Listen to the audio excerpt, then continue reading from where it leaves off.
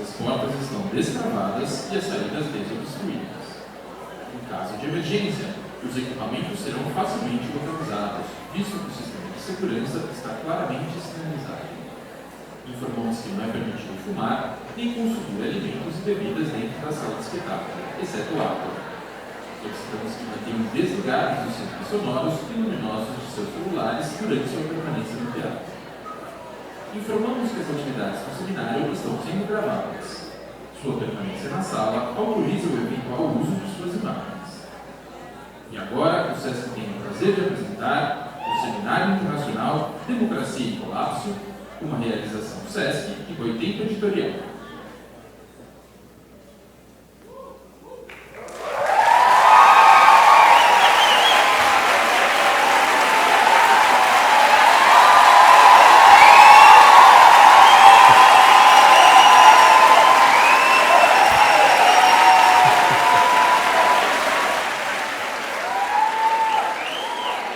Boa tarde. Sejam todas e todos bem-vindos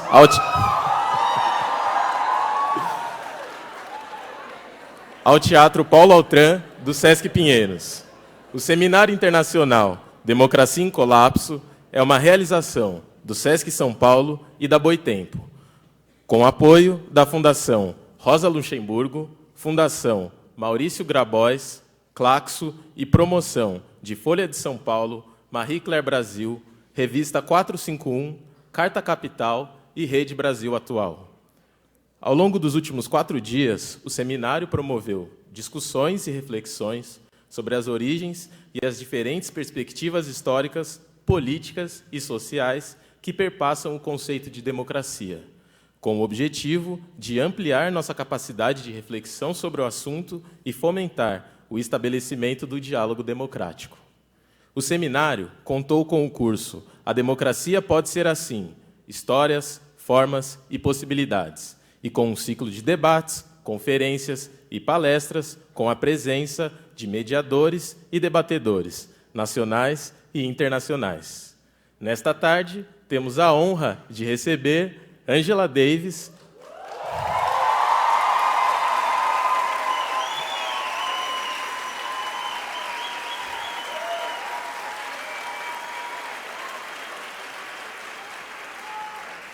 para a conferência de encerramento do seminário. Lembramos que o seminário está sendo gravado em sua íntegra e que os conteúdos serão brevemente disponibilizados online. A conferência de hoje, além de gravada, está sendo transmitida online pelos canais do Sesc São Paulo e da Boitempo no YouTube e pelo Facebook do Sesc São Paulo. Sua permanência na sala autoriza o eventual uso de sua imagem. Informamos que, após a conferência, o público presente no teatro poderá fazer perguntas por meio das fichas inclusas no bloco de notas do seminário. As perguntas deverão ser entregues e serão repassadas à mediadora Adriana Ferreira Silva, editora executiva da revista Marie Claire, a quem convidamos ao palco agora.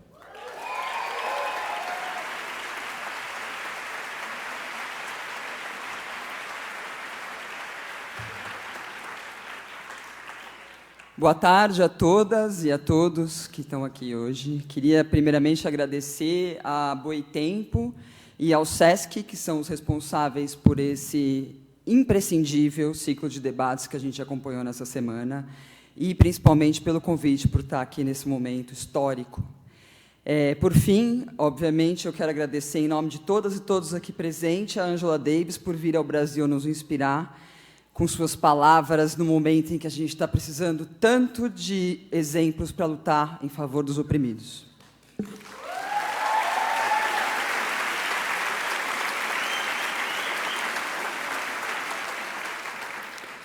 Poucas pessoas viveram experiências tão dramáticas quanto a filósofa e professora emérita da Universidade da Califórnia, Angela Davis.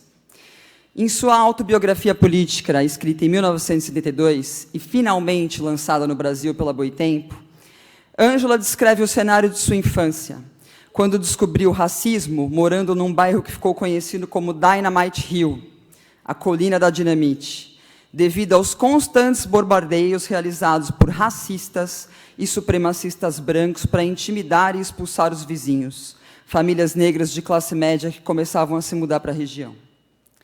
A situação não era muito melhor em outros bairros de Birmingham, cidade no Alabama onde ainda existia segregação quando Angela Davis nasceu em 1944. Em Nova York, onde fez o ensino médio, Angela descobriu que, apesar de a segregação não ser instituída, como no restante dos Estados Unidos, tampouco era verdade a propagada harmonia racial do norte do país, pois o racismo estava entranhado nas estruturas políticas e sociais, criando a perseguição à população negra. Graduada pela Universidade de Brandeis, Angela Davis especializou-se em francês e cultura francesa em Paris, cidade onde conheceu o professor Herbert Marcuse, que apresentou a teoria crítica e a instigou a estudar filosofia na Escola de Frankfurt, na Alemanha. Neste mesmo período, no entanto, o movimento pelos direitos civis e pela libertação negra fortalecia-se nos Estados Unidos, com a criação de organizações como o Partido dos Panteras Negras, na Califórnia, em reação à brutalidade policial indiscriminada contra a comunidade negra. Angela decidiu, então, que era chegada a hora de voltar para casa. Em 1967, ela aterrissou na Califórnia e passou a atuar ao lado de diversas organizações do movimento Black Power, além de filiar-se ao Partido Comunista.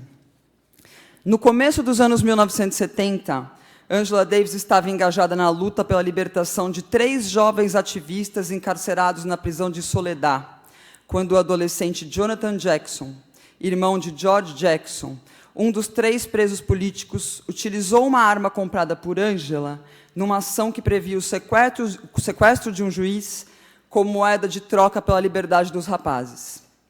O evento terminou com a morte do juiz, do próprio Jonathan e de outras pessoas.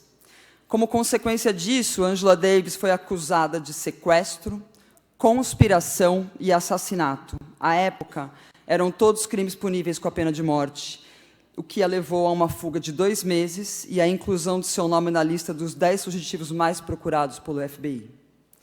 A prisão, em 13 de outubro de 1970, deu início a uma campanha por sua libertação que levou centenas de milhares de pessoas às ruas do mundo todo, num movimento de denúncia e sensibilização que garantiu, depois de 16 meses de prisão, Angela fosse finalmente julgada e declarada inocente, o que representou uma vitória para o movimento em favor dos presos políticos. Desde então, Angela Davis dedica sua vida à luta pela abolição do sistema prisional, aos estudos das relações de continuidade entre passado escravagista e o atual complexo industrial prisional, à defesa do fim da militarização da polícia e às reflexões sobre o papel da mulher negra na sociedade. Sobre este tema especificamente, o livro Mulheres, Raça e Classe, lançado pela Boitempo, traz uma das primeiras análises feministas negras sobre a experiência da escravidão nas Américas, em textos que serviram de base para o surgimento do feminismo negro, relação entre reflexão intelectual e militância política, e o estudo da interseccionalidade, conceito fundamental para pensar as categorias de opressão de gênero, raça e classe. Para a escritora e poeta norte-americana Alice Walker, Angela Davis é a prova de que é possível sobreviver, resistir e superar a força máxima do poder corporativo e o Estado focado na destruição de alguém importante, porque esse alguém inspira a solidariedade coletiva. Com vocês, Angela Davis.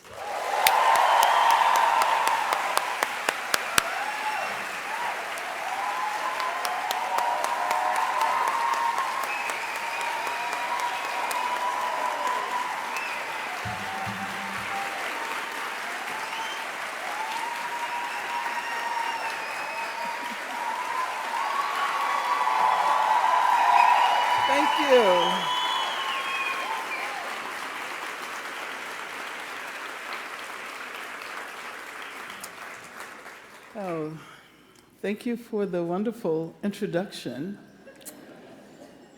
And thank you all for the enthusiastic welcome.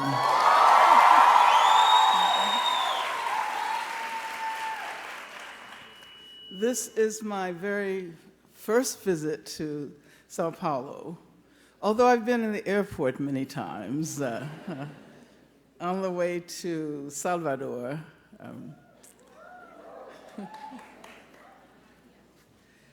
Let me thank SESC and Boy Tempo for having invited me to participate in this international seminar entitled Democracy in Collapse. I understand that there have been very interesting conversations over the last period. Have most of you attended the other panels and presentations and lectures? Mm-hmm. Okay. Well, I wanted to say that as this conference is taking place here in Brazil, similar conversations are unfolding in the United States, in the UK, as you see, in the Philippines, and in many other parts of the world where democracy is under attack. I am especially moved by the conversations here in Brazil, particularly when I remember that not long ago, freedom-loving people all over the world, myself included, looked to Brazil as our beacon of hope. Brazil was not only going to show us the path toward economic justice, but having finally acknowledged the spurious representation of racial democracy, Brazil would demonstrate to the world how to genuinely initiate a process that would move in the direction of equality, substantial equality, racial equality, gender equality. Brazil was our hope because this path toward the future emerged as Afro-Brazilians, and especially Afro-Brazilian women, were rising up. Were rising up and redefining democracy, making radical democratic demands for economic, political, and social justice. Reverberations of the 2015 Black Women's March, that wasn't that long ago, do you remember it? The Black Women's March against racism, against violence, and in favor of living well, the good life. These reverberations were felt all over the world. When I spoke at the Federal University of Bahia in the summer of 2017 during Julio das Pretas, I especially remember the young Black women present there. I could personally feel the energy that was driving the demand for change. I also remember that after our sister Marielle Franco was assassinated in Rio de Janeiro, and after the elections last year, we won't talk about those,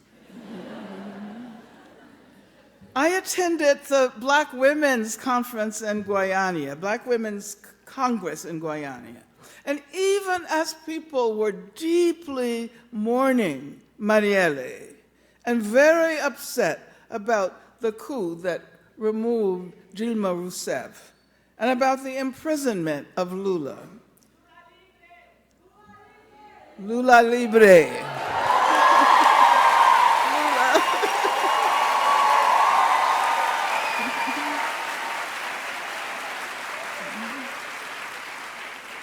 They were also expressing their determination to continue the fight for freedom.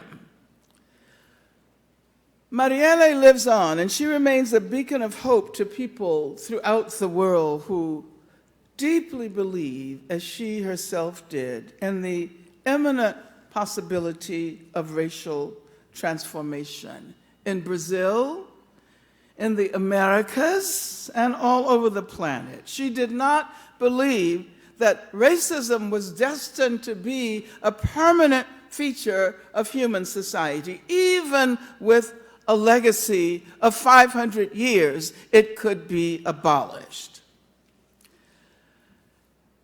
You should know that for political reasons, I am always critical of the identity American as referring to those of us who happen to live in what, since the late 1700s, has been referred to the United States of America. As if people who live in the United States are the only ones in the entire hemisphere who deserve to be the particular country that can represent all of the people of the region. As a matter of fact, if there were a country to represent all of the people of the region, it would be Brazil and not the United States of America.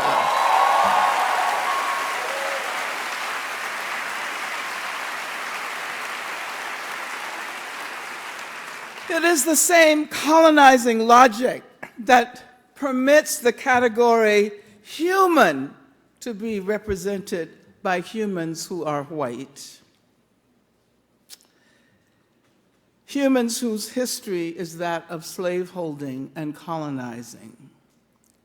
This logic leads to an internal hierarchy within the very category of human. In the same colonizing way, people from the US stand in for people in the Americas. I have said many times that I would be proud to call myself an American if that designation implied egalitarian relations among all of the people of this hemisphere.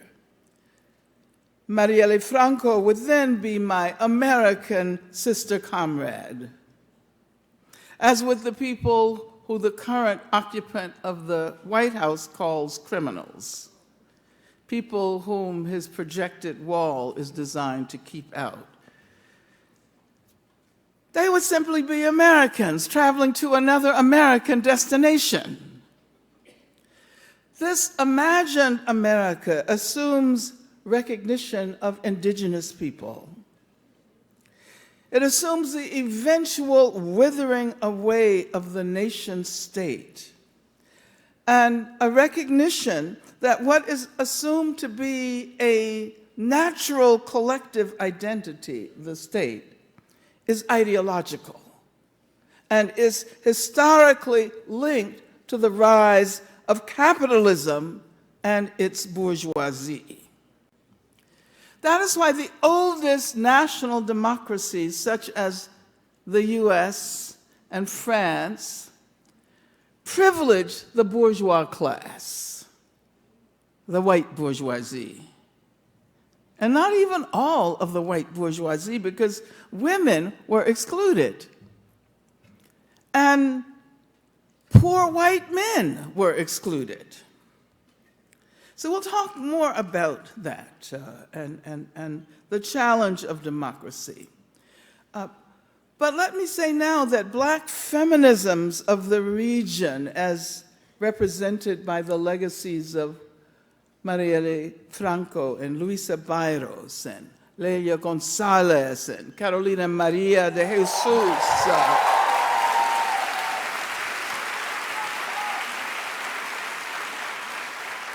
and so many others in Brazil have helped us to shift our thinking about democracy. And I'm also thinking about the Black women's movement in Colombia. I'm thinking about the fact that in Costa Rica, Epsie Campbell was recently elected as the first Black woman vice president in Latin America. Yes.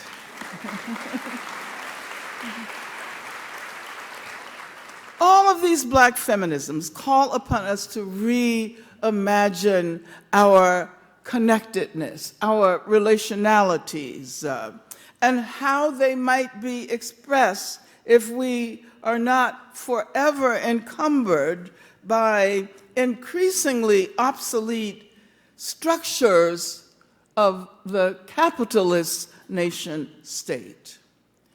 Indigenous people throughout the Americas continually remind us that this is not the world that has always existed. And as Marx and many others pointed out, if it did not exist in the past, then there is no internal imperative that insists on the permanence of these state formations with their militaries and their police and with their border walls. If it did not exist in the past, it can go out of existence in the future. Marielle Franco knew that freedom is a constant struggle, and her legacy continues to be defended by those who carry on the struggle against racism, violence, homophobia, the destruction of the environment. The housing activists, Jacine Ferreira da Silva, Preta Ferreira,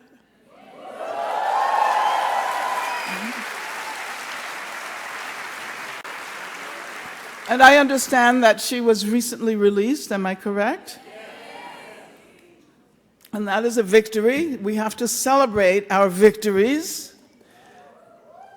But I want to quote Preta Ferreira, who said that what this process taught me as a person, as a black woman, as an activist, and poor person, is that I cannot stop. It taught me that I must go on. She said that it is not just free preta, it's free pretas.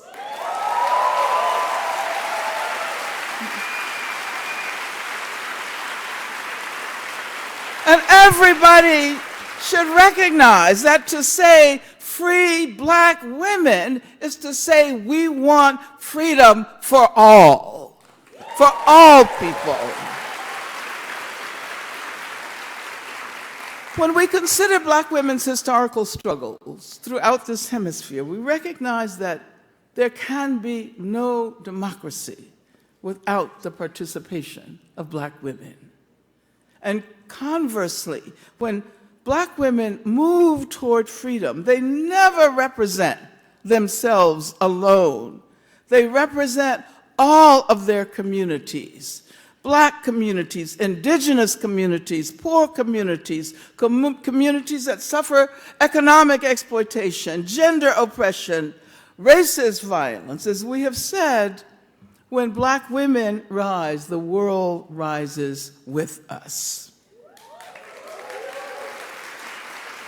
This is an important lesson about the struggle for democracy. A democracy that excludes black people is no democracy at all. A democracy that excludes black women is no democracy at all.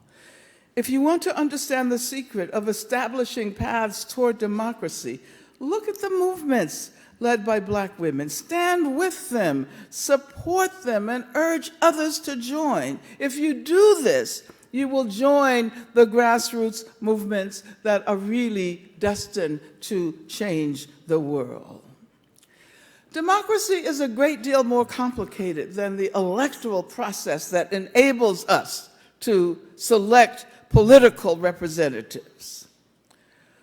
Moreover, we have only ever historically experienced democracies that are deeply flawed. Democracies that have actively engaged in exclusion. Democracies that have coexisted with slavery, with colonization, and indeed the genocide that enables it. Democracies that have coexisted with and have been shaped by white supremacy. Democracies that render indigenous people invisible. But what am I saying? Don't all of these terms completely contradict democracy, or rather cancel out the very notion of democracy? Who has heard of a democracy based on exclusion of the very people who were meant to be protected by democracy? A white supremacist democracy? The point I'm making is that it would be a serious mistake to assume that we simply need to return to a period before the current presidents of the US and Brazil were elected.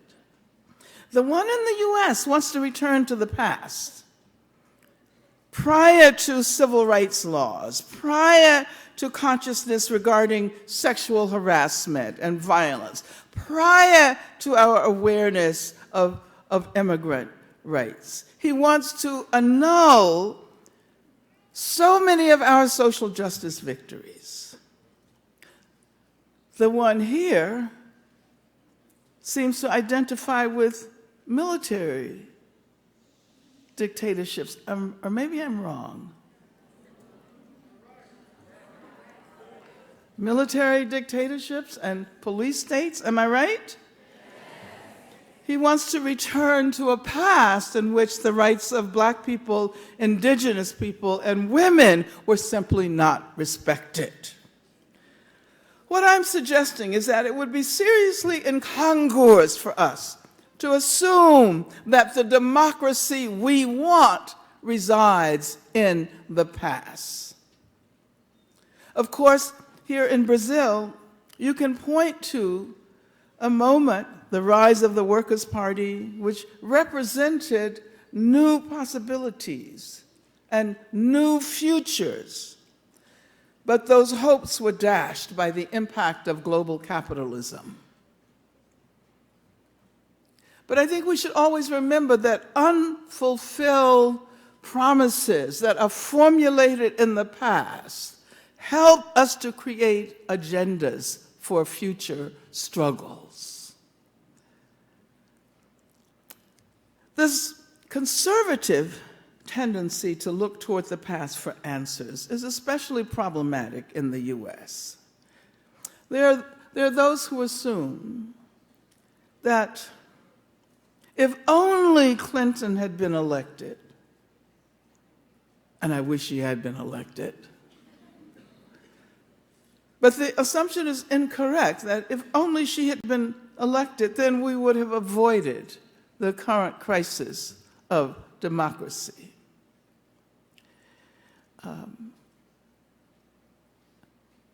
It is true that despite all of her flaws, there were those of us who argued that people needed to vote against the person who is the current occupant of the White House. We don't call his name, so I just tell you that I will be using various descriptive terms.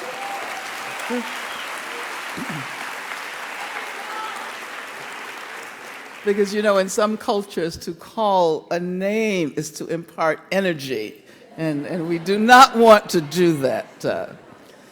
So I'm following the example of the young women in the House of Representatives in the U.S., like Ilhan Omar and Rashida Tlaib and Alexandria Ocasio-Cortez and Ayanna Pressley.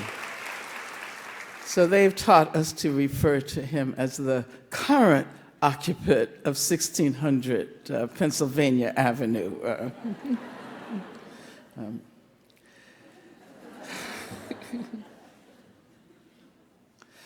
But the point that I'm trying to make is that the election of Clinton would not have solved the problems of the deep economic inequalities, the state violence, racist state violence, and the whole range of racial injustices and structural misogyny. There's one institution in which all of these inequalities and injustices are deeply embedded, which I want to talk about for a moment. I've been doing prison work for the overwhelming majority of my life. And so I would like to talk for a moment about democracy and the prison, which is also linked to structures of policing. Those who are most likely to be subject to policing and imprisonment are people from poor communities, those who are targets of structural racism and the violence against women that is related to racism. I understand that here in Brazil, where scholars and activists have been examining and have protested the increasing role of the institution of the prisons, and among them there are increasing protests against the return of torture to jails and prisons in Brazil. And I understand that women have been tortured in Bahia, and that in a men's prison, prisoners were forced to take off their clothes, which made me remember the Attica rebellion and the massacre of the prisoners in Attica in 1971. Maybe you've seen the images of the hundreds and hundreds of naked prisoners. They were forced to take off their clothes and sing the Brazilian national anthem. Are you familiar with this? Well, this made me want to reflect a bit on the relation between imprisonment and democracy. And I'll talk about the U.S. The U.S. actually is responsible for offering the institution of the prison to the world. That was perhaps the most obvious gift of U.S. democracy to the world. In the United States, the process or the project of instituting imprisonment as the dominant mode of punishment was linked to the post-revolutionary metamorphosis of government and society during the late 1700s and early 1800s. The rise of the penitentiary in the new United States of America was viewed simultaneously as dramatic evidence of democratization and also at the same time as symptom of the unacknowledged racial, gender, class inequalities embedded in the very structure of the new democracy. Imprisonment as punishment meant, on the one hand, that the denial of liberty provided negative proof of the emergence of liberty as the social standard. The denial of liberty, which is what imprisonment is all about, right? The denial of liberty was, so to speak, the exception that proved the rule. And during that period, it's so interesting, there were those who argued that neither misdemeanors nor major criminal infractions should provide the justification for denying people of their liberty. And as a matter of fact, there were debates in post-revolutionary America, which got rid of the corporal punishment and all forms of punishments that were then considered, quote, barbaric. But there were debates regarding the new punishment, the prison, and there were radicals who called for the abolition of all punishments. And had that prevailed, perhaps in the US, the invention of the penitentiary would not have happened. And that might have changed the world in many respects. But alas, this viewpoint did not prevail. And although an important, albeit subjugated element of the intellectual history of the prison is precisely the persistence of arguments. From the very beginning, the persistence of arguments for its abolition. They're almost always overshadowed by calls for prison reform. And the prison has obstinately established itself as a permanent and hegemonic institution in US democracy. And ironically, it still presents itself both as evidence of democracy, thus the necessary exception, and as irreconcilable contradiction. The question I want to ask is whether a deeper consideration of the relationship between imprisonment and democracy might establish a more productive framework for arguments against the hegemony of the prison and for prison abolition today, including here in Brazil. The articulation of carceral institutions with neoliberal democratic ideologies poised against the threat of terror recapitulates the early history of US democracy as it executed the project of extending rights and liberties to some while denying them to others, denying them most consistently to Black people who were enslaved, to people of African descent who were subject to enslavement. And so the question I want to pose as you conclude this conference on democracy and democracy in collapse, what if imprisonment is so philosophically anchored to liberal conceptions of democracy, inflected and infected by racial exclusion, that we cannot unthink it, much less disestablish its institutions without reconceptualizing democracy? Without reconceptualizing democracy. So this requires us to pay serious attention to the complicated interdependencies of racism and capitalism that are responsible for the peculiar institution of democracy in the US.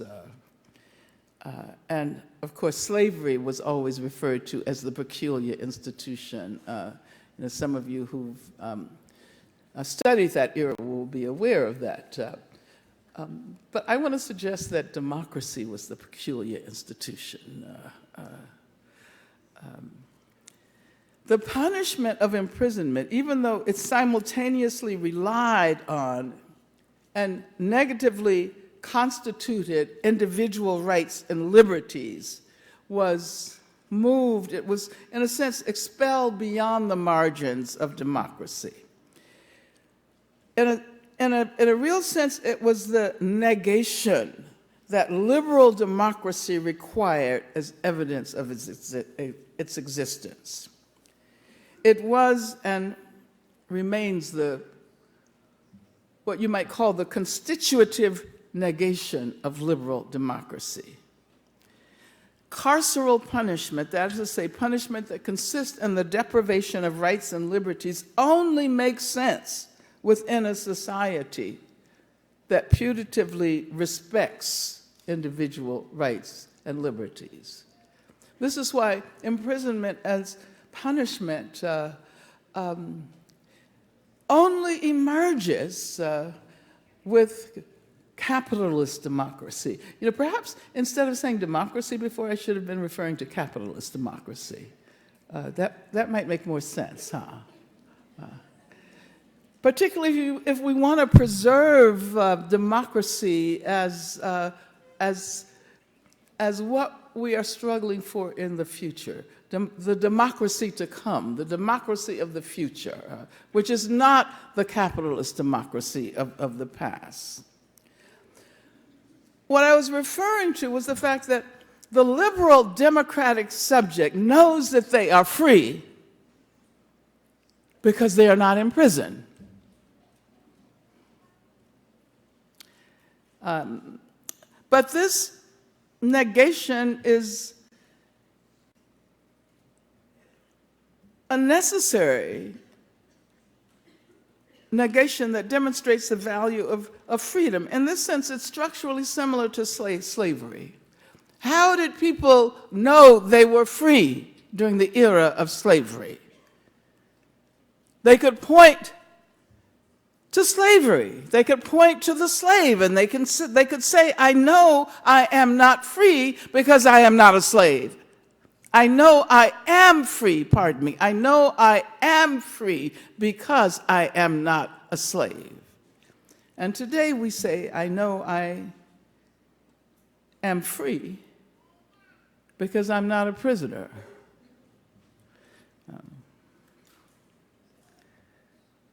And, there is this persisting fascination with the prison. Prisons were tourist destinations in the 19th century.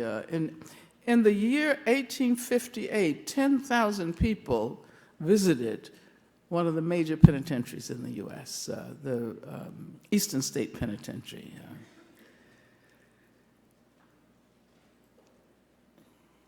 But of course,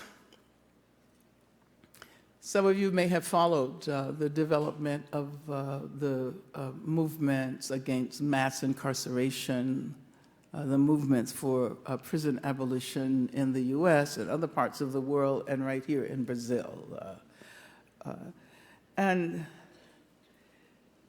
it seems to me that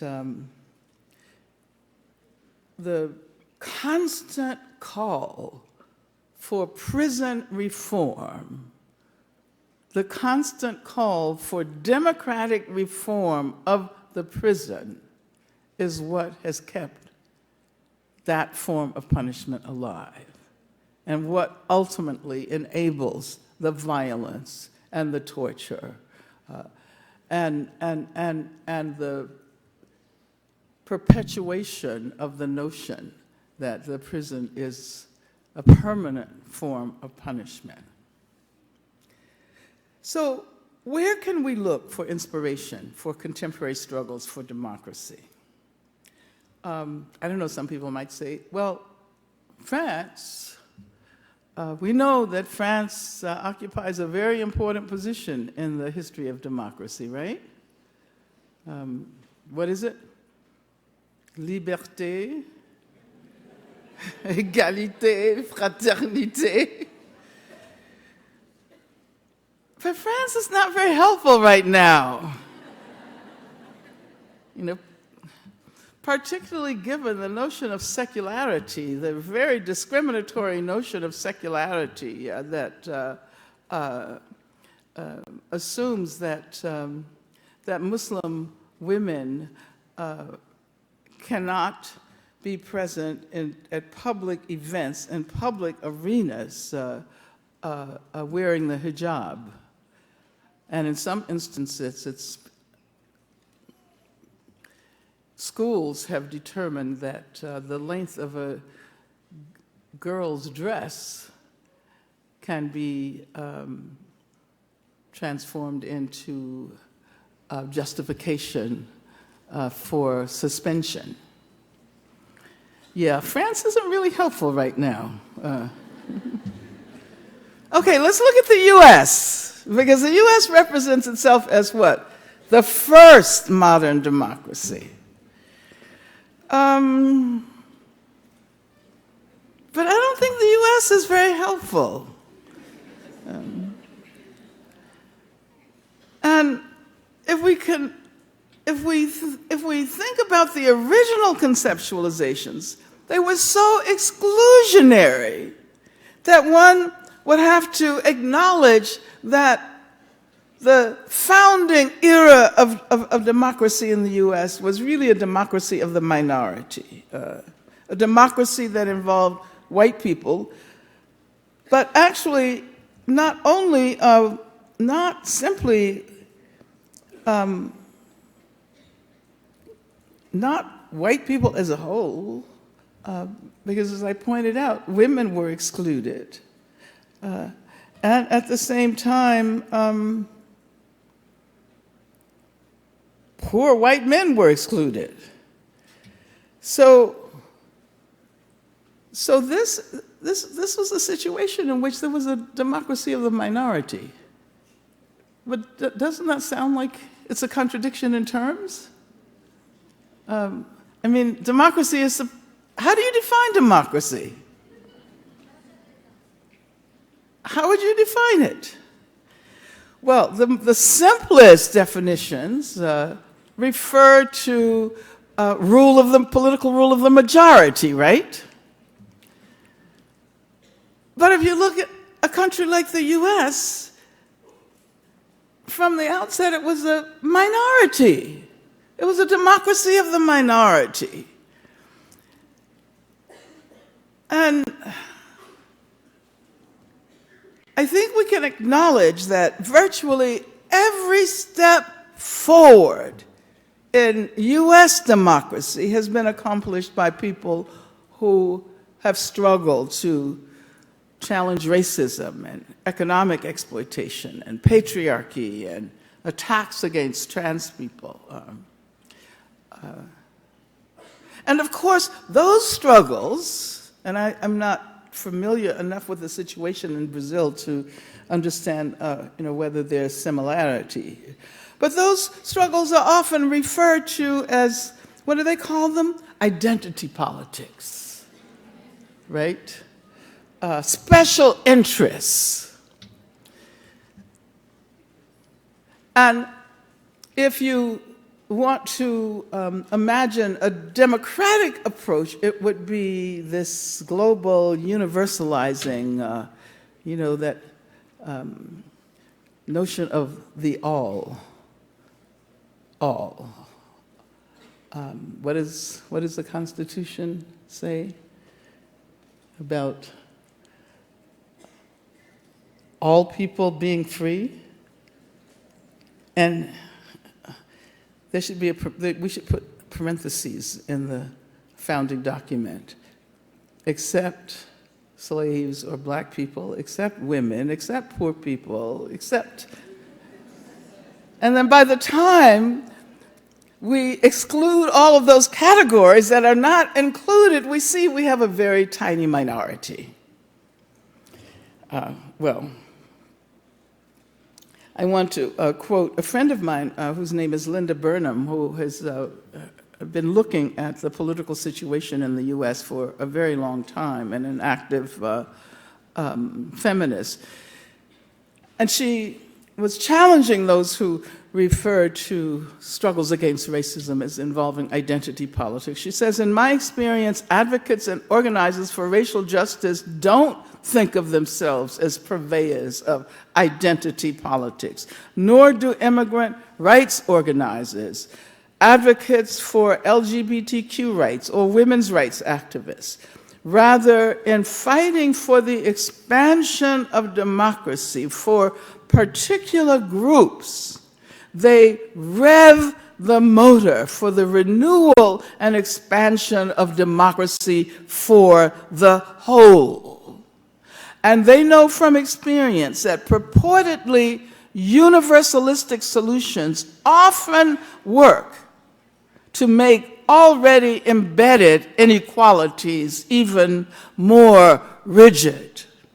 So this is a good argument to present to those who say, well, you shouldn't say Black lives matter. You need to say all lives matter, and that all is subject to the same kinds of exclusionary processes that transform it into this universalistic approach. We look to social justice struggles for inspiration, and not struggles for simple inclusion. Because somehow in the US, the watchword is always diversity and inclusion. And I don't know if there's a similar concept here in Brazil. But we look to those struggles that emphasize transformation, that emphasize justice, not only transformation for political democracy, but economic and social democracy as well, for a socialist revisioning and a reorganization of our societies. Increasingly, women are assuming leadership positions in social justice struggles. I mentioned Black Lives Matter in the US, and I'm thinking about the fact that I have visited Brazil many times, and mostly in Bahia, as I pointed out.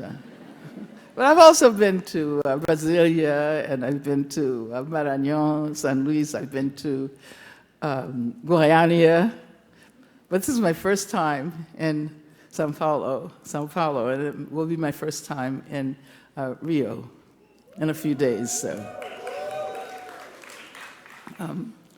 But I always feel really awkward because I feel as if I'm being made to represent Black feminism. And why is it that you here in Brazil have to look to the United States of America? I don't understand.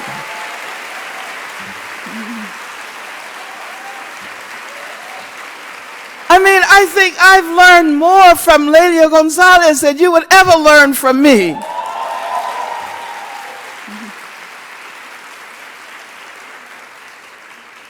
She was writing about intersectionality before the term came into existence.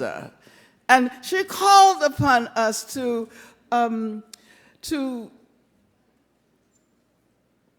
develop new identities, new political identities. And, you know, I like her term, Amerindian and Amerifrican. They're broad terms that are inclusive without being assimilatory. But yeah, I wanted to say that.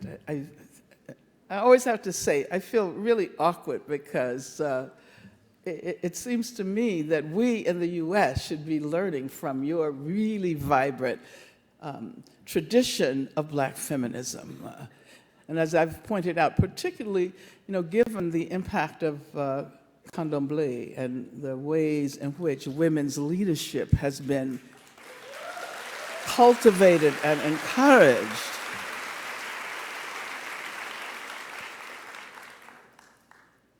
Well, there are a lot of other things I could talk about, but let me get back to my notes so that I can finish up. I'm almost done.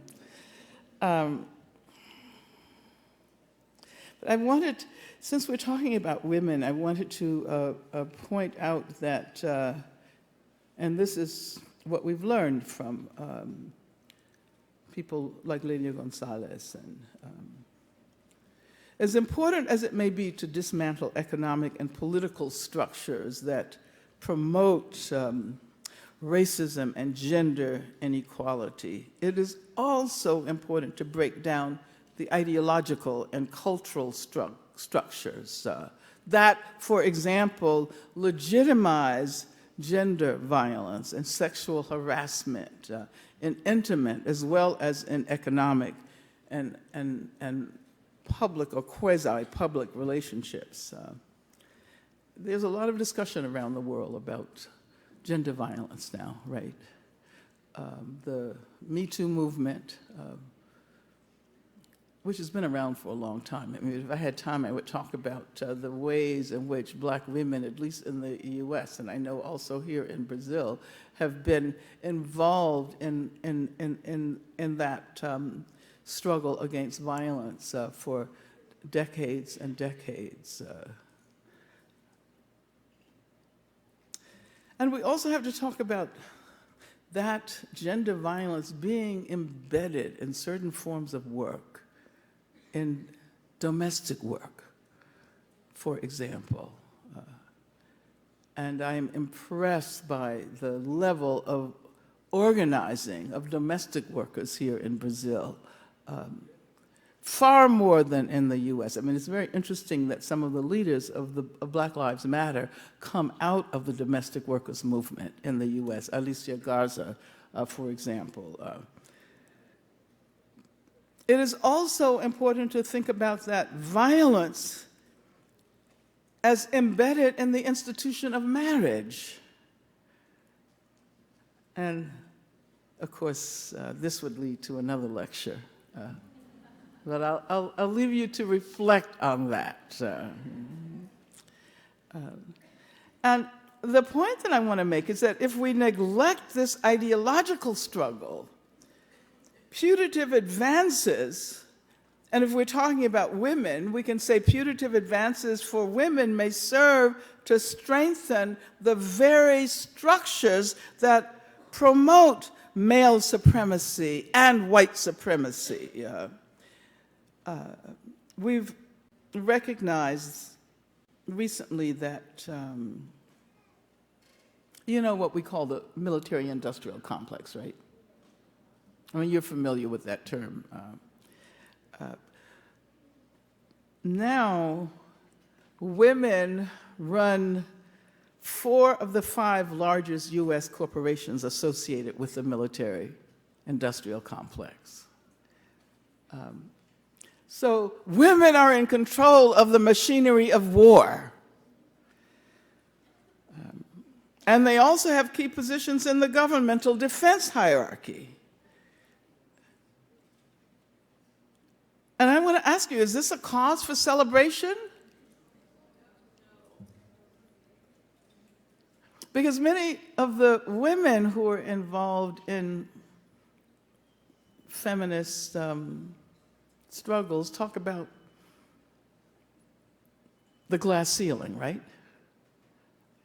You have that concept. But simply incorporating women into positions of power does not guarantee equality or justice in the larger sense. And I think this is a maxim we shouldn't forget. We always seem primed to celebrate individual advancements of Black people, people of color, women, without taking into consideration that diversity by itself may simply mean that previously marginalized individuals have been recruited to guarantee a more efficient operation of oppressive systems. Placing women in control of institutions of state violence has certainly not helped to reduce the incidence of gender violence, neither within the military nor in the larger world. Usual conceptualization simply asks how to achieve diversity and inclusion without attending to the transformations that would also help to achieve justice and set us on a path toward the democracy to come. Should Black people want to be included in a society that remains just as racist as it was before they were asked to join? Should women be invited into a world that remains just as sexist and misogynist as before? Should disabled people be embraced by a society that continues to perpetrate its ableist ideologies and practices? I'm opening up more questions. And I think that's what I wanted to do this evening, raise questions. I don't have the answers. I simply want to point out that democracy is about a great deal more than inclusion and assimilation. It's also about the terms of inclusion. Who needs to be included according to terms that will require us to replicate the structures that are responsible for exclusion? What is the point of endorsing race and gender diversity within a framework that remains heteropatriarchal at its core? Mere assimilation is our enemy, seducing us to participate in apparatuses that more effectively carry out the business of suppressing change. What we need, I think, is radical transformation, socialist transformation. An end to racism, an end to heteropatriarchy, and no more attacks on the environment. Freedom is indeed a constant struggle. Thank you.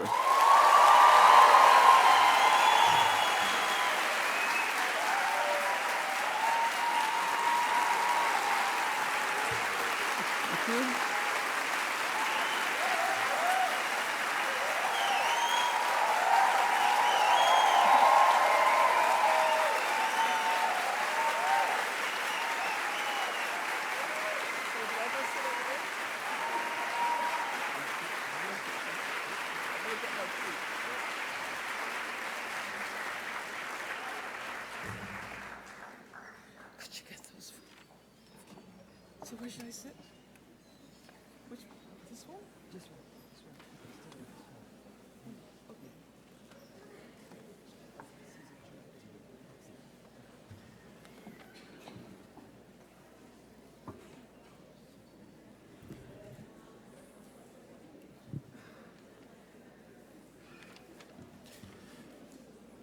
E agora, iniciaremos a sessão de perguntas, mediada por Adriana Ferreira Silva.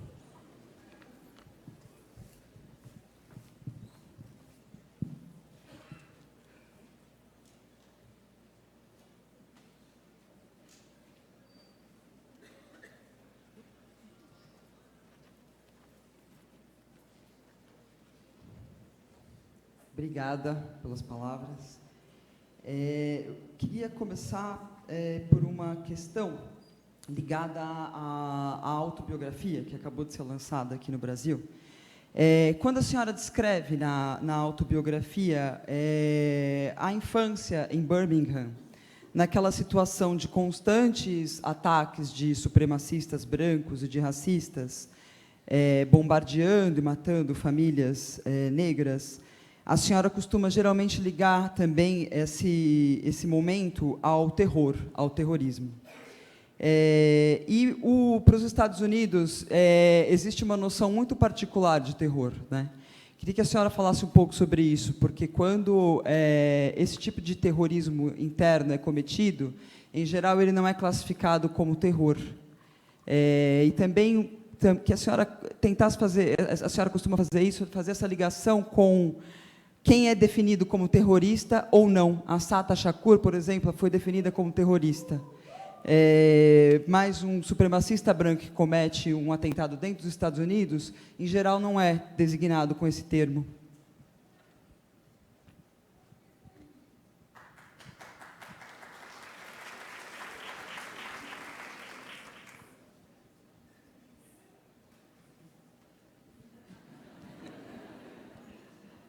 I was just being asked whether I heard the beginning of the question, and I said I didn't, but I think I think it.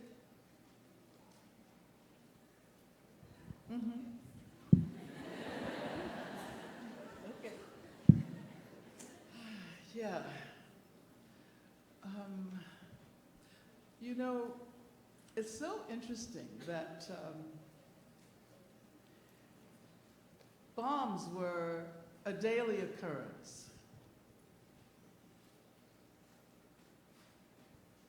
When I was growing up, I think the first time I actually heard the sound of a bomb, I must have been about 3 years old. And the Ku Klux Klan, specific members of the Ku Klux Klan were bombing people's houses, they were bombing churches, they were bombing synagogues, so that finally, when in October of 1963, the 16th Street Baptist Church was bombed, and the young girls were killed, everybody knew who had done it. Everybody knew who had done it because, as a matter of fact, the KKK, the Ku Klux Klan guy's name was Dynamite Bob. And the fact that this could happen with impunity and that it was supported by the local government, by the state government, yeah, this was terror.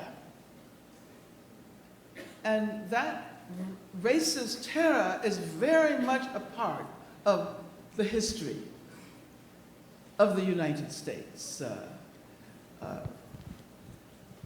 It's related to lynchings, you know, extra-legal forms of terror, but I think it's important also to point out that it became absorbed into the legal apparatus and the death penalty today, which continues to be used.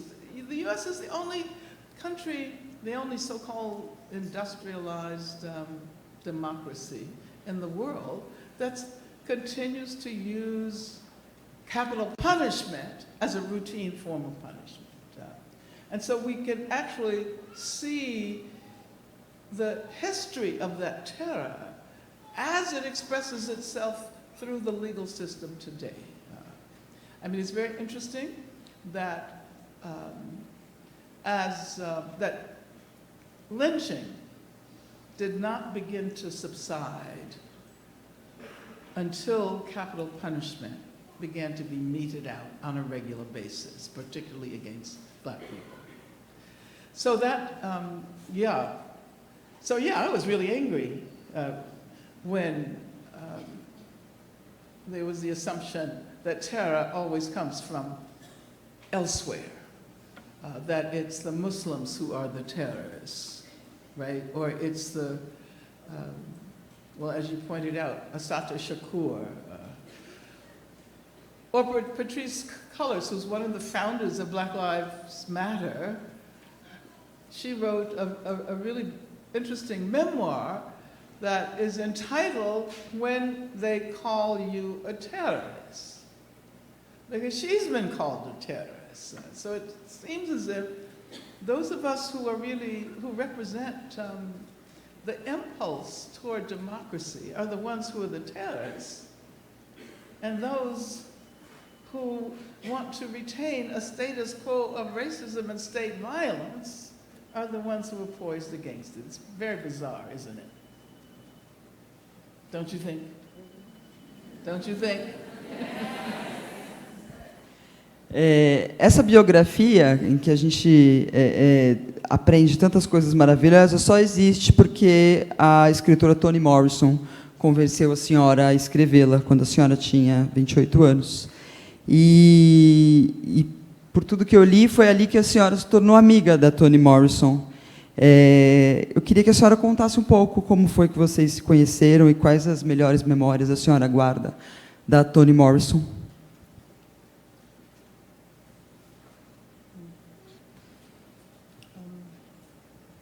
Yeah, Toni Morrison was the person who persuaded me to write this autobiography. I did not know her before she approached me. She was an editor. She wasn't Toni Morrison, right? She was a woman who worked at Random House, which is a major publishing company, and she approached me and asked me if I would be interested in writing an autobiography, and I said no. I said, who writes an autobiography when they're still in their 20s? I mean, it didn't make sense to me. And then I said, besides, I don't consider myself as a model. Usually people who write autobiographies share their life experiences with the world because people are supposed to find meaning and supposed to be able to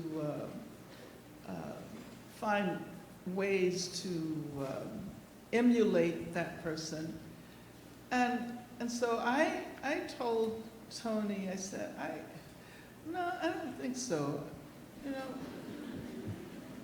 besides, I knew what kind of autobiography the major publishing companies wanted. You know, they wanted to know, well, you can imagine. You know, all about your sexual experience. You know what I'm talking about. And I said, I'm not going to do that. And I told Tony, I said, well, the only way I could possibly consider writing an autobiography would be to write a political autobiography, and one that not only allows me to reflect on my own individual experiences, but the experiences of movements, the experiences of all of the communities of struggle. And so finally I agreed. But what's interesting is that she had to fight with those in the hierarchy of the publishing company because they weren't really interested in political autobiography. They wanted to take advantage of the fact that people knew my name at that particular moment to sell a lot of books and so forth. But I learned a great deal from Toni Morrison. I'm still kind of reeling from her. She died the beginning of July. And I still haven't come to grips with the fact that she's no longer here. And I think I said in a eulogy for her funeral that many people around the world will say that Toni Morrison is not dead because her work is still with us and affecting us and moving us. And that's certainly true. But I said that, those of us who knew her can hardly imagine a world without her laugh. And everyone who knows her knew exactly what I was talking about. But in case people weren't aware of the fact that she was responsible for the rise of Black women's literature when she was an editor, before she actually became known as a novelist. She found writers and publishers. At one point she said something like, I'm not the person who's out in the streets marching. I'm not doing that work.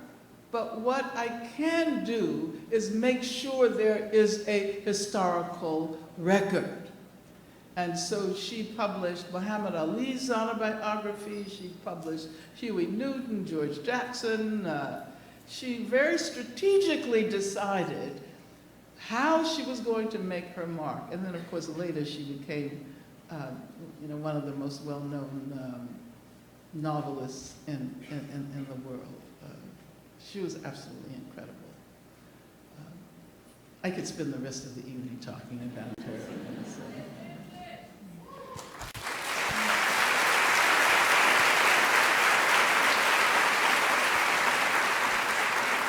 Miss Ângela, nós temos muitas perguntas que chegaram aqui agora. Eu vou tentar separar em blocos. Então, nós vamos passar para o bloco do feminismo. Na sua autobiografia, a senhora relata diversos episódios de sexismo dentro do movimento pela libertação do povo negro. Num dos trechos, a senhora diz: existia uma lastimável síndrome entre alguns ativistas negros do sexo masculino, confundir sua atividade política com a afirmação de sua masculinidade. Queria saber como foi que a senhora atuou para combater esse tipo de comportamento dentro do movimento pela libertação do povo negro e como foi que a senhora passou a se relacionar com o movimento feminista.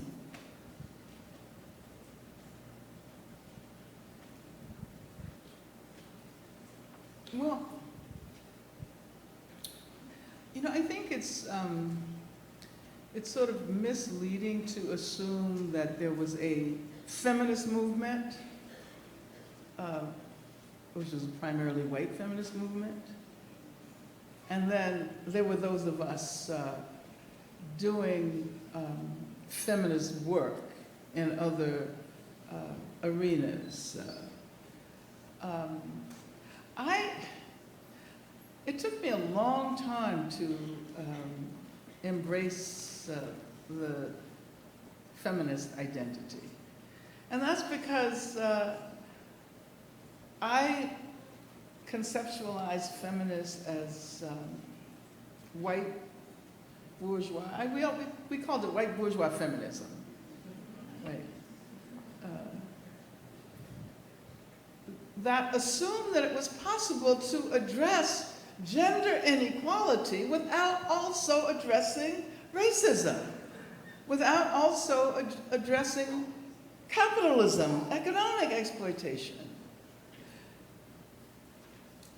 But as a consequence of the fact that we have become aware of the very long history and tradition of black feminism, I wrote a book on black women in the blues called Blues Legacies in Black Feminism, because it became clear to me that blues women, through their music, were doing feminist work.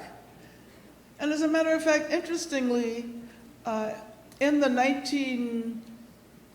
1960s, the early 1970s, with the emergence of a movement against rape and sexual violence, and the emergence of a movement against domestic violence, people were saying, well, this is the very first time that women have publicly engaged in conversations about violence. And when I did this research on women in the blues, I saw that in the 1920s, black women were singing about intimate violence and sharing it and creating community. So I think that over the decades, the whole notion of feminism has been transformed. Probably, what is the term that you associate with feminism now? Let me ask you a question. What? Emancipation? Again? Somebody else?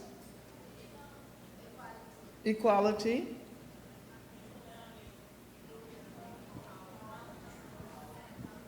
Wow, that's great.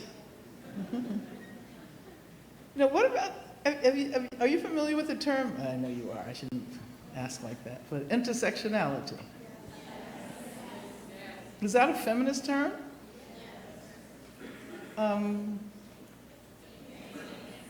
Is it? Is that the kind of feminism that you embrace? Okay. Right. Equality for whom?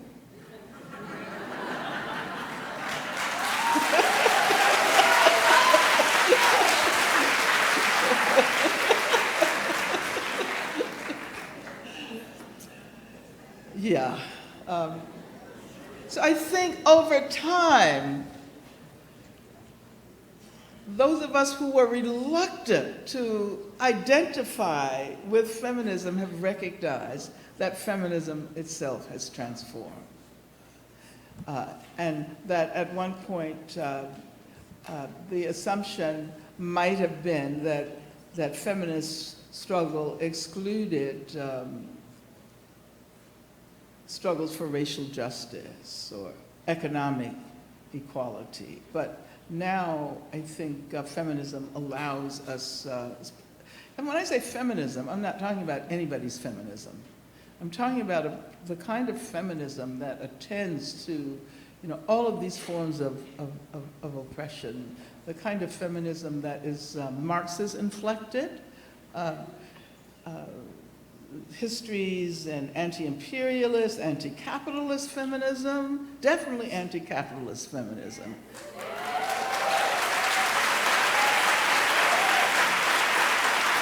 And feminism that recognizes that capitalism has always been connected to racism, that as a matter of fact, we cannot talk about capitalism without evoking racial capitalism. Capitalism has always been racial capitalism. Slavery was the primitive accumulation for the capitalism that is associated with the Industrial Revolution. And that would be the subject of another lecture. Yeah. But you get what I mean? Okay. It has to be a capacious feminism, a feminism that recognizes that it is our responsibility to express solidarity with the Kurdish women in Rojava,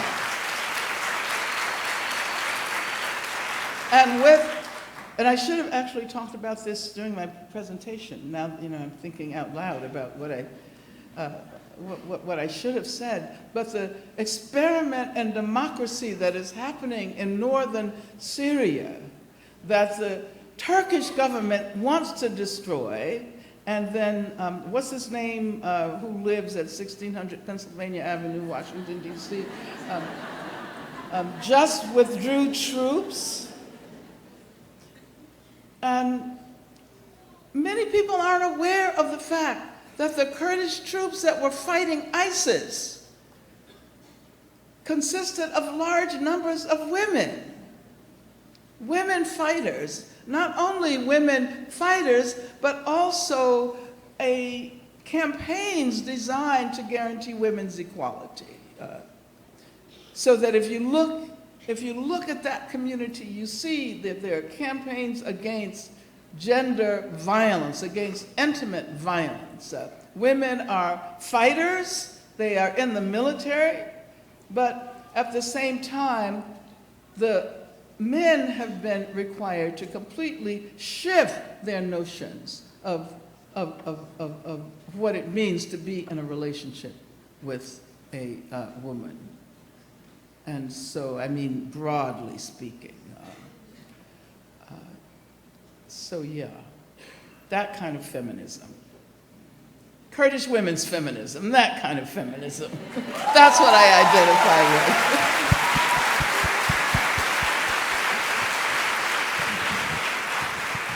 with. Em duas perguntas que vieram da plateia com o mesmo tema.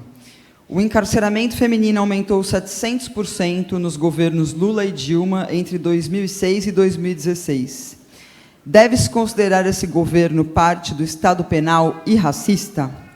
Mesmo um governo dito de esquerda deu continuidade ao encarceramento negro e o genocídio negro.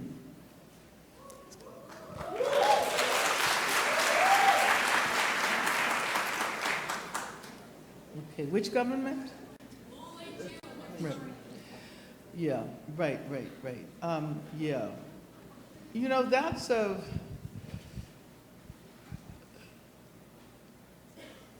That's an important question. And I want to propose a feminist answer in the sense that I'm not going to choose one or the other. I'm going to say that we have to hold those notions in tension and recognize that the Workers' Party did represent hope and that did generate new possibilities. And at the same time, there were very problematic aspects, including the continued expansion of the prison population. At the same time as the prison population was expanding here in Brazil, it was expanding in South Africa. And we were confronted with exactly the same dilemma.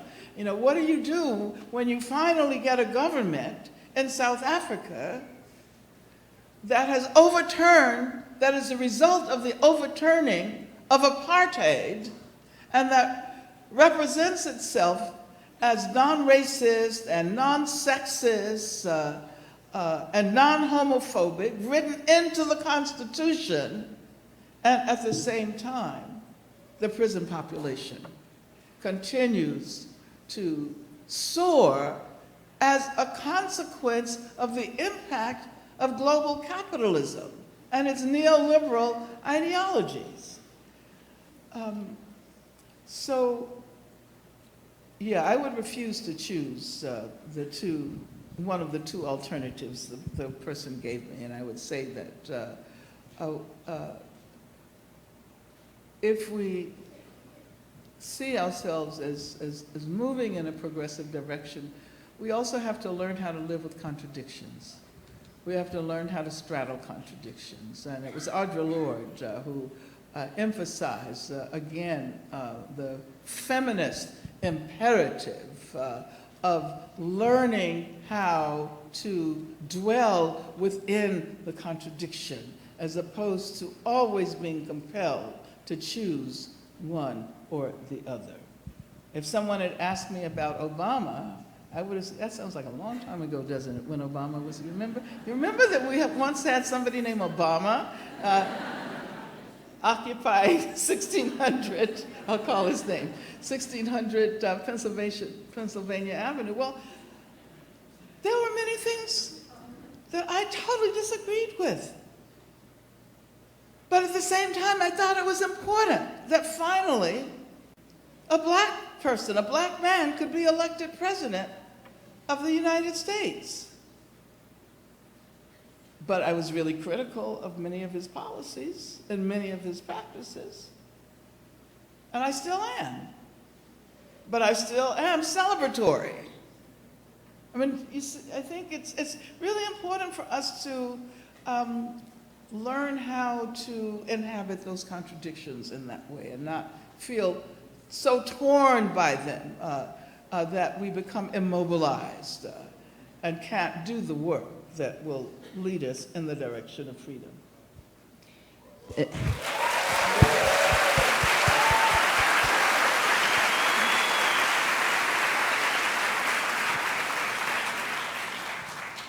O que a privatização das prisões significa para o fortalecimento do Estado penal?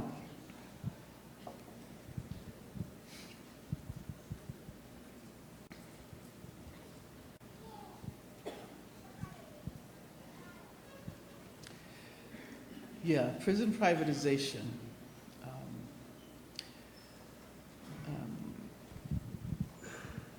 Well,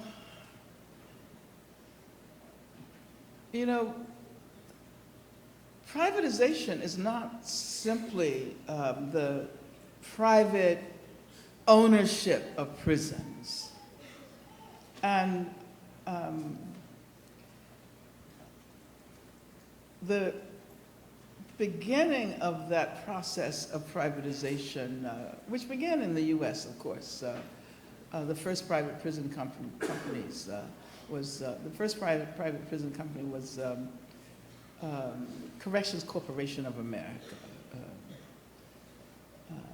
And it was an indication of a whole juggernaut of privatization, not only privatization of punishment, but privatization of education, privatization of health care.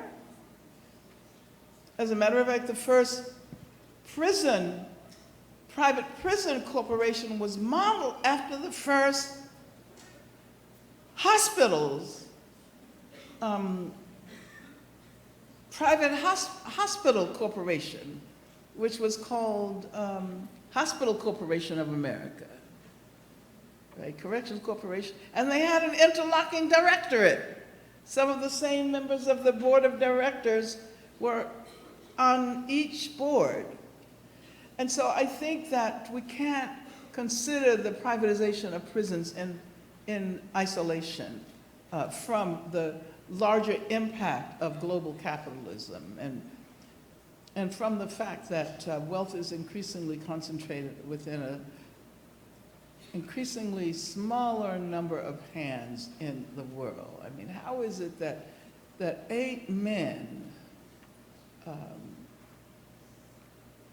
own and control more wealth than half of the planet's population? I mean, that is absolutely obscene, isn't it? Can you imagine? And so when one considers specifically private prisons,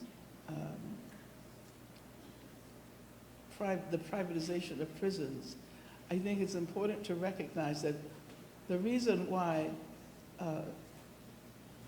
prison populations have grown so over the last decade, since the 1980s, is precisely because of the breakdown of the institutions that were designed to attend to people's needs, the destruction of what we used to call the welfare state, right? And the shifting of capital from areas that were designed to attend to people's needs, like schools and hospitals and other healthcare facilities and recreation and all of the things that human beings need in order to lead decent lives. When capital begins to shift in a direction that is designed to guarantee profit, and this means also that deindustrialization happens. I know you've experienced it here in Brazil. We've experienced it in the US, when corporations began to migrate to other parts of the world where labor forces were much cheaper. And then what do you do with the people who are left without jobs, particularly in the context of not having any services to provide for them? Well, this is why we saw in the 1980s and 1990s this vast movement of prison construction. So if people lose their jobs, if they can't figure out how to live, if they don't have housing, because housing becomes increasingly expensive, what do? Put them in prison. Put them in prison. That solves the problem. And not only does it solve the problem, but it also creates new possibilities for the generation of profit. So you have all of these people in prison, they need certain kinds of things to live. And these companies make contracts with the prisons that, the telecommunications industry in the US is totally tied to prisons, because prisons make phone calls. And if you knew how expensive it was to make a phone call inside of a prison compared to how much it costs to make the same collect phone call outside, you would understand how they're taking advantage of. So it's not just privatization of prisons. That's the point that I made. The point that I'm trying to make, it's the impact of global capitalism on the whole process of punishment and the creation of ever more creative means of generating profit. And that's a shame. I mean, that's what people like, what's his name who lives at 1600 Pennsylvania? That's the only thing they think about. is how much? How much money are you going to make? And I mean, that's a simple way of putting it, but capitalism is destroying our world. And we have to do something about it. You know, first of all, we have to develop the kind of popular discourse, popular conversation that puts people in a position of being able to understand and talk about these processes, because they affect our lives. They affect our futures. I mean, this is why Greta Thunberg decided to demonstrate, because she could not deal with the fact that what these corporations are doing is destroying the future. It's destroying young people's future. And I think, you know, oftentimes people think of autism as a defect, but I think sometimes it's a real gift. Because I'm speaking about Greta Thunberg, because she's on the spectrum and just really had a hard time forgetting about all of these things she learned about, you know, how the planet was in the process of being destroyed. Yeah, it's all connected too. It's all connected, and I think, you know, that's why when we talk about these issues, and sometimes we talk about them in broad global terms, I've been talking about global capitalism, I think it's important to have that as a backdrop to realize the reverberations and the repercussions, and then at the same time be able to point to this very specific issue of what am I going to do to guarantee that no more jails or prisons are constructed. In New York, we've been fighting for a long time to close down Rikers Island. I don't know if any of you have been to New York, or if any of you know about Rikers Island. Yeah? Yeah, it's... What? Right, yes, who killed himself after, yeah. And the fact that it's one of the largest mental institutions in the country. As a matter of fact, the three largest psychiatric institutions in the US are county jails. You know, one of them is Rikers Island, the other is the jail in LA County Jail, and the other is Cook County Jail in Chicago. But finally, they agreed to shut down Rikers Island, which has this terrible, terrible history. But they want to build 3 new jails. And so there are those who are saying, shut down Rikers and no new jails. This is what the abolitionist movement is. And I hope here in Brazil that there are similar campaigns, because you have increasing numbers of jails and prisons being built here in this country as well. And one of the largest imprisoned populations, number 3 behind China, US. Is it US, China, and Brazil? I've read some material that says it's the 4th behind Russia, China, and then Brazil, but whatever.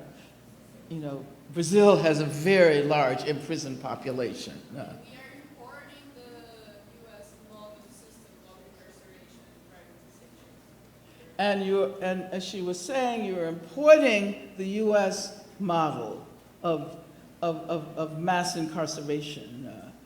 Yeah, that's the whole point. If you can't deal with people's needs, get rid of the people who have the needs. If you can't deal with the problems, the economic problems, the medical problems, just get rid of the people, put them in prison. Then you don't have to address these social issues that you know, governments should be addressing. I'm sorry, we can go on and on with this conversation.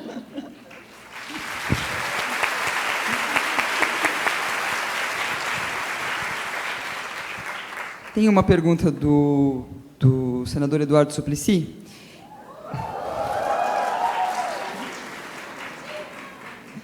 Ele que gostaria de saber como a senhora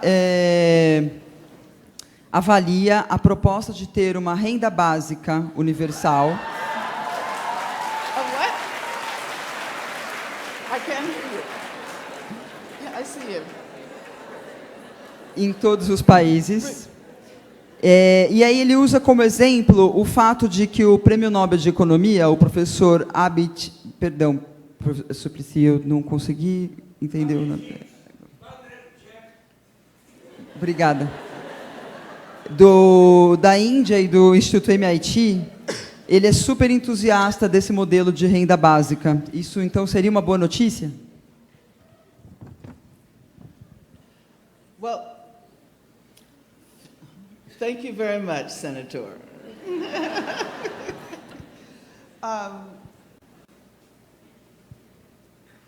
We shouldn't even have to answer this question. It should be taken for granted that everybody, by virtue of the fact that they inhabit this earth, should have the means with which to survive. I don't even think it should be a question. It only becomes a question under conditions of capitalism. It only becomes a question.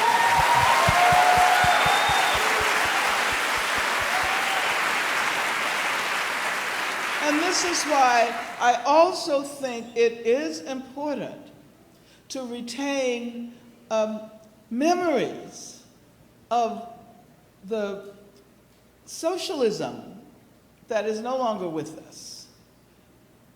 And as I was saying before, it's possible to be both critical and at the same time embrace that which is going to help us move in a forward direction. I was drawn to communism precisely because of the fact that I believe that every human being who inhabits this earth should have the capacity to live.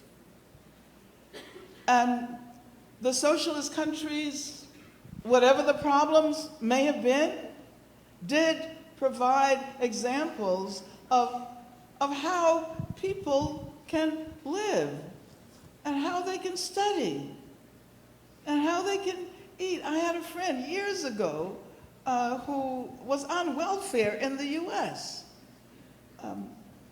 And she had a child and she wanted to study. But there was no hope for her. There was no way she was going to study. She had to work in order to support the child. She actually decided to go and live in the Soviet Union. People thought she was absolutely out of her mind. But she got there. Her housing cost like 5% of her income. She had free child care. She had free education. She got her BA. She got her PhD. And she ended up being a pretty prominent scholar. Now, in the US, there was no hope at all for that trajectory. And I think that we need the kind of social order that is going to allow people to achieve their dreams, to maximize their capacity, to work for all of us, to give to the larger community. And having a basic annual income, that's just the beginning. There should be a guaranteed annual income for all.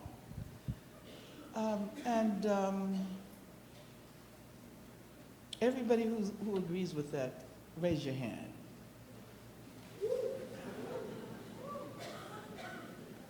Okay, so maybe what you need to is the bill. When is the bill going to be considered?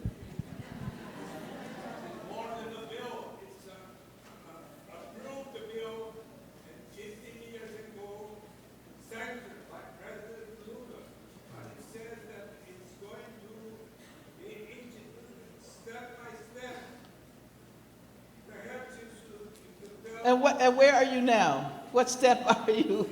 Everybody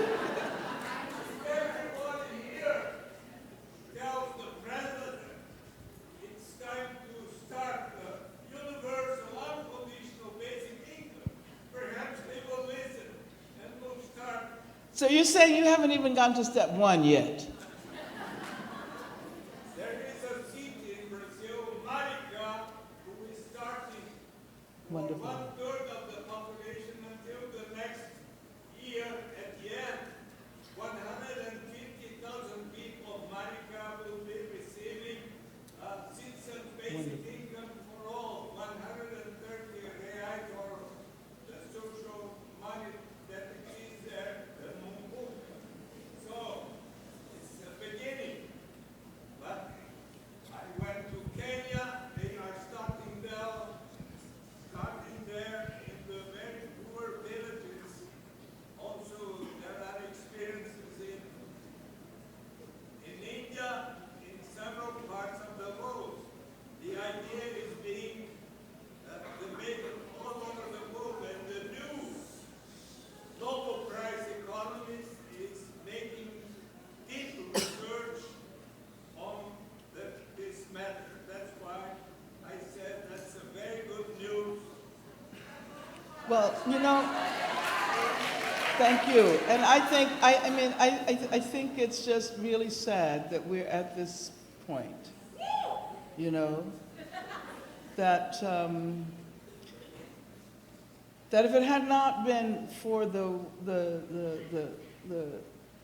ways in which capitalism has not only changed the external world, but infected our ways of thinking, that it would have been obvious to everybody in the world that this is what we need. And if you here in Brazil can do this, this would perhaps be one of the most effective ways of challenging the person who is, I don't know where he lives, but you know who I'm talking about.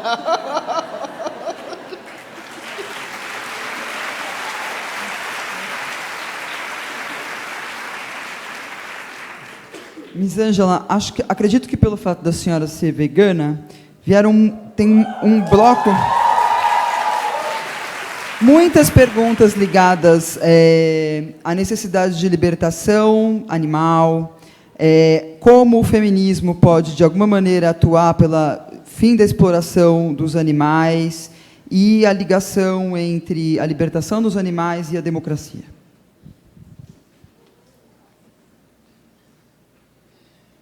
You know, when we think about freedom, I know that the title of this lecture was Freedom is a Constant Struggle. And I've actually been thinking about freedom for a very, very long time. And the more I reflect on the meaning of freedom, which was the title of another book of essays that I wrote, the more I recognize that we have no idea what it will mean to be free 100 years from now, or 500 years from now. And I often think about people who were enslaved 400, 500 years ago, and that impulse toward freedom that they felt, and how they must have imagined a life that was very different from the one and that they were compelled to live. But it's also clear that they could not have possibly imagined the ways in which we have come to conceptualize freedom. I always like to use the example of what we have accomplished in the last, say, decade or so around the issue of transgender persons and how the gender binary, which was considered the absolute foundation of our notions of normalcy, has been completely challenged and refuted. 20 years ago, I don't think people would have been able to imagine how important the campaign for in support of trans rights in prison and in other places. And I say this to point out that I'm convinced, I don't know whether I will live long enough to actually experience it myself, but I am convinced that there will come a time in the future when we will understand how damaging our capitalist mode of industrialized production of food is, not only in terms of the cruelty and the violence that is inflicted on animals, but the damage that is done to the earth. I mean, I understand that Brazil is one of the largest producers of soybeans, right? And of course, you know, they feed soybeans to animals. They feed a lot of things to animals that animals shouldn't even be eating. They feed corn, and it's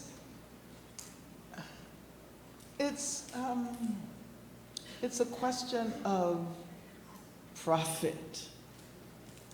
And the reason why people have learned how to eat hamburgers produced by these fast food joints has very little to do with people's needs, but rather it has to do with profit. Somebody's making a lot of money from the fact that animals are treated as cruelly as they are, that the land is being destroyed by using pesticides to grow these huge crops. When you think about it, it's sort of dizzying. But I do think that we should develop ways of being conscious of what we do in the world, how we live in the world, how we eat. I mean, I stopped eating meat a long time ago, before I had an awareness of the political problem and the ethical problem. I started eating meat when I was in jail, because they were serving meat that had maggots, and it was nasty. And over time, I've become aware of the politics of eating. Not in a way that drives me to tell you what you should eat and what you shouldn't eat. But I'm simply trying to urge you to be aware, to be conscious, to think about what it is you eat, what it is you put into your body, which may also be responsible for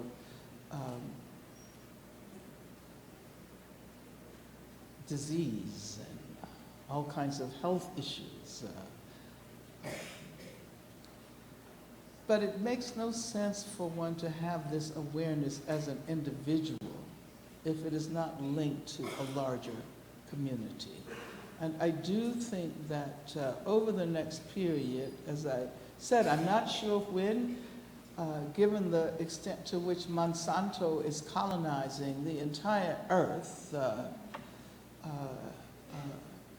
and companies that are responsible for the worst kind of pesticides and literally poisoning the earth, poisoning the water.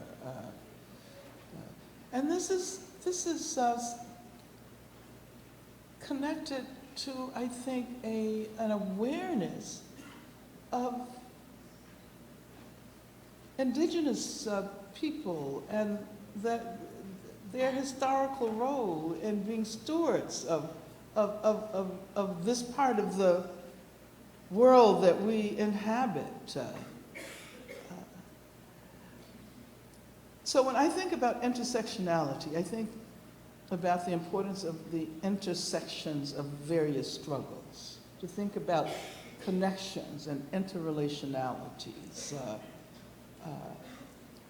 And we can't accomplish everything simultaneously, but we can develop practices, knowledge practices, practices of consciousness that allow us to move in a direction of recognizing how everything is so deeply interconnected. And you know something? If we can't manage to save the planet, if we can't manage to save the earth, it's okay. You know, it's just, you know, we have these devices, they go off. They don't have to bother us. But if we can't manage to save the earth, then nothing else we do will be of value. So, you know, whatever we're doing, we should be thinking about the planet. We should be thinking about the earth. We should be thinking about the ocean. We should be thinking about the air.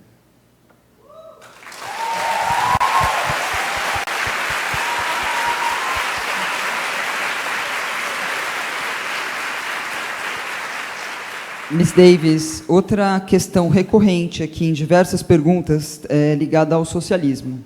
Há tanto questões como questionando se o capitalismo estaria por um fio, quanto questões sobre se o socialismo poderia ser uma realidade possível. E aí eu queria aproveitar e incluir nesse bloco o socialismo. Tem uma questão aqui do embaixador de Cuba que está aqui conosco.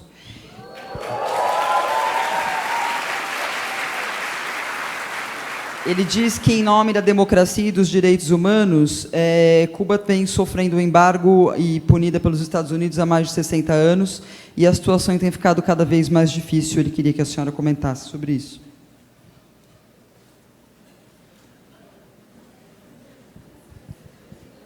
Okay. Well, I guess I would say, viva la revolución cubana.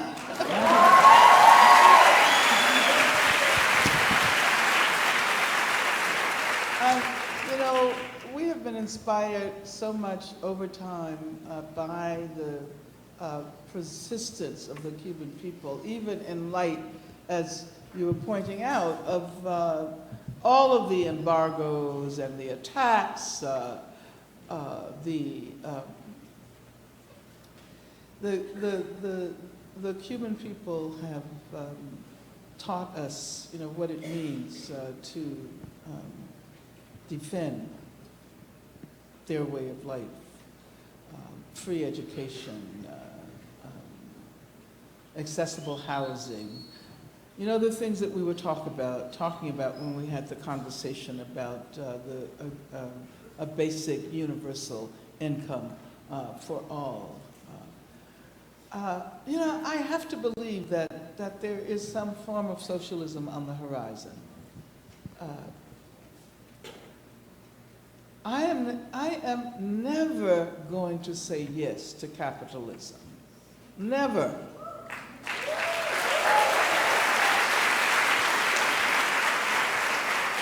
And I think it is even more important than ever to develop an anti-capitalist consciousness and anti-capitalist movements because capitalism thinks it has triumphed. And it thinks that it can, I'm not trying to attribute human qualities to capitalism. Capitalism does not think.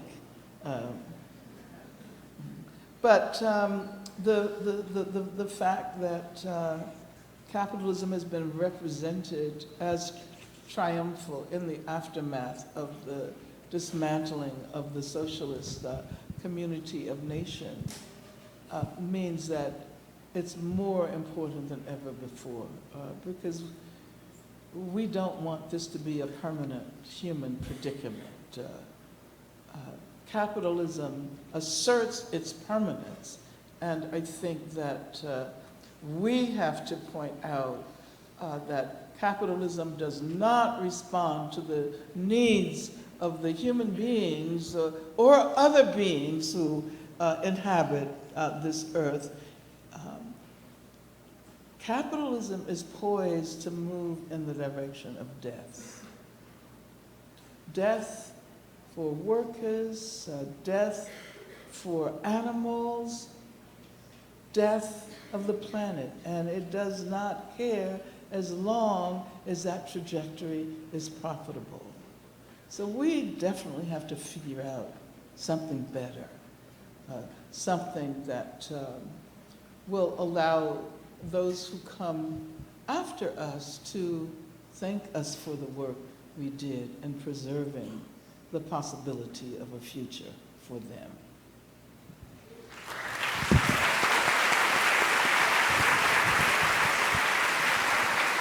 Miss Davis, outra questão recorrente é sobre violência contra a mulher. E eu vou aproveitar e listar aqui alguns dados do Brasil, falando especificamente sobre estupro. No Brasil, hoje, se registra mais de 180 estupros por dia, num recorde desse tipo de violência em 2018, com 66.041 registros, um aumento de 5% em relação a 2017.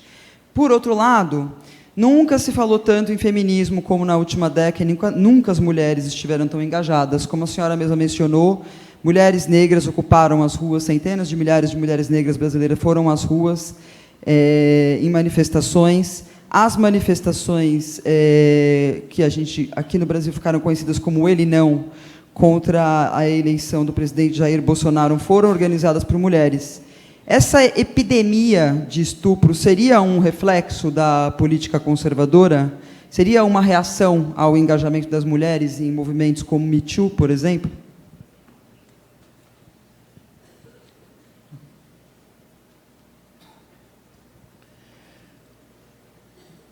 Well, violence against women is the most pandemic form of violence in the world. And certainly in the years that I've been coming to Brazil, I've been made aware of both the terror and how women are standing up. And not only women, men as well are standing up to challenge that violence.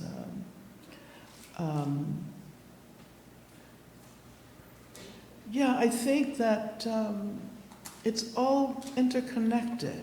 It's, you know, oftentimes we think of violence against women as just being something that unfolds among individuals, within relationships and strangers. But it's structural. It's a part of the social, political, economic structures, and I don't know enough about the political circumstances to provide an analysis of the way in which you formulated the question, the connection between the rise in the number of rapes and the new political conditions. But I think when you have huge numbers of women saying "ele não," is that right? Ele não,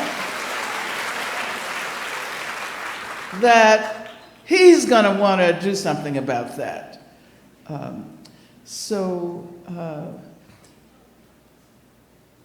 I guess I would think that the best way to begin to challenge that violence is to continue to build movements, to make them stronger, and to recognize that this is not about attacks on individual women.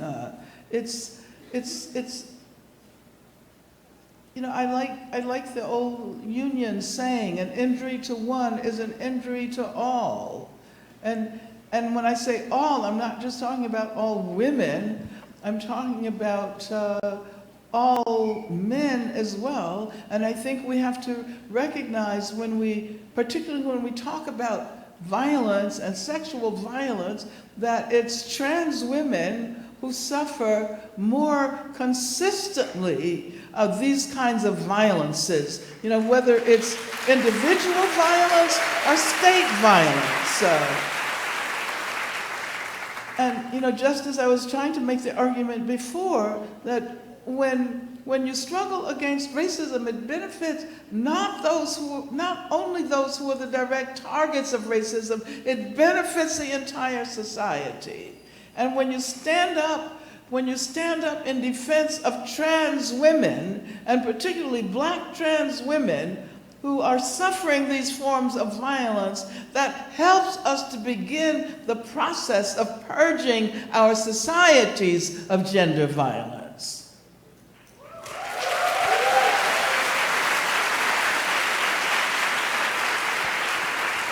So how many more questions do we have? A lot. No, Siri.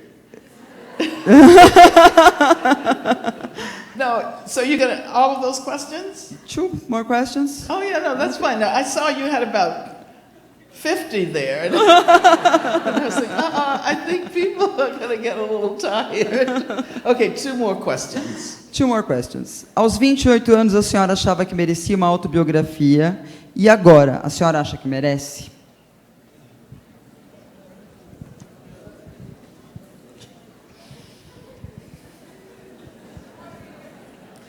I don't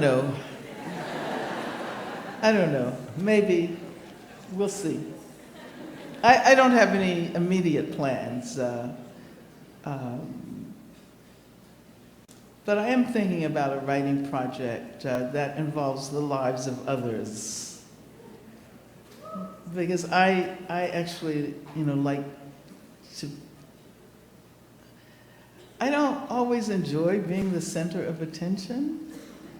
You know, I like to do the background work that helps others to move forward. That's my favorite thing to do.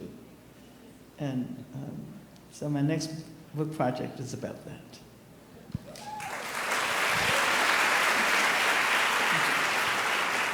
A última pergunta, acho que é um desejo que também passou assim por várias outras questões que estão aqui comigo.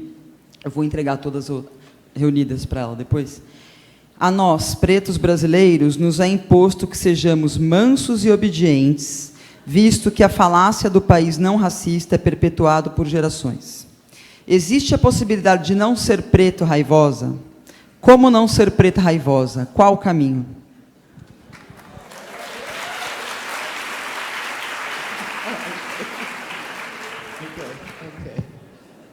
Okay. Well, you know, what's wrong with anger?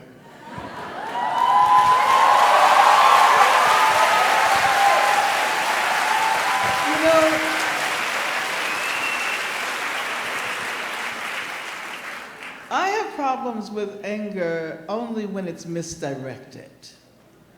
But anger that is directed and that helps to move us in struggle, that's righteous anger. And I know black women have a reputation of being angry. And I think that's good. Because someone has to express anger about the way the world is organized. And so read Audre Lorde's essay on the uses of anger. Obrigada, Miss Angela. Acho que a quantidade de perguntas que a gente recebeu reflete o desejo que a gente tinha que a senhora viesse para cá. Então, por favor, volte. Volte mais vezes.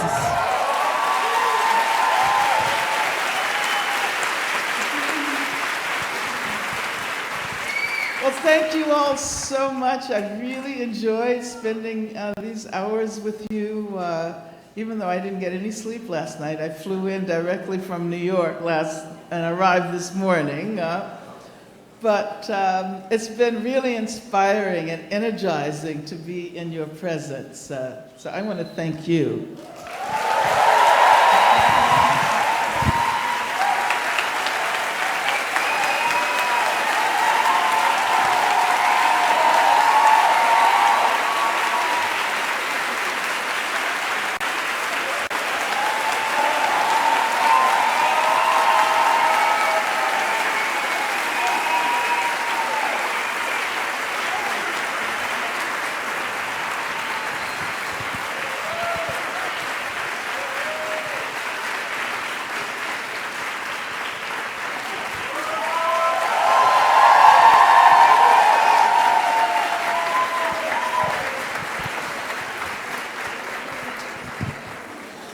Agradecemos a Angela Davis pela conferência A Liberdade é uma Luta Constante e a mediadora Adriana Ferreira Silva. Chamamos agora ao palco o representante da Boitempo, Kim Dória, para algumas informações importantes. Tenham todos uma ótima noite.